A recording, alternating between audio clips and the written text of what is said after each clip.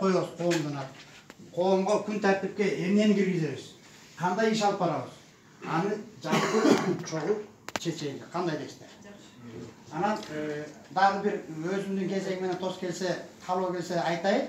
Азыр бул Сакен акебизге сөз берсек, кандай дейсиздер? Тааныштырып.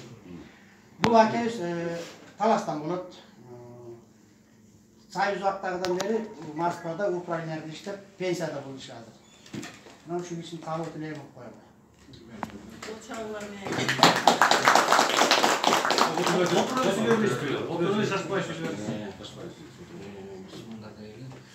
Рахмат, таластык бір туғанда қачан таластықтар күнтіп тастақонға барыбыз жолығып, бас қосып, біздің сумаққа береміз деп көптен бері мен ой жүрдіремін да.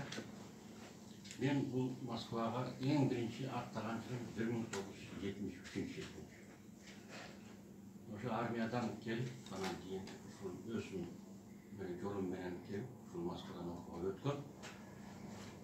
Оқуны бүтіріп, Қырғызстанға барғанда мені Қырғызстанға алуға болған. Сен республиканың специалында жауапкерсің. Анан ортоға көп кішілерді салып, бирок бары жиынтық шықпай, қайра Москваға келіске тура келді, ошоменен қызматшы жақта жүріп жаттыдан күшігін көтейді.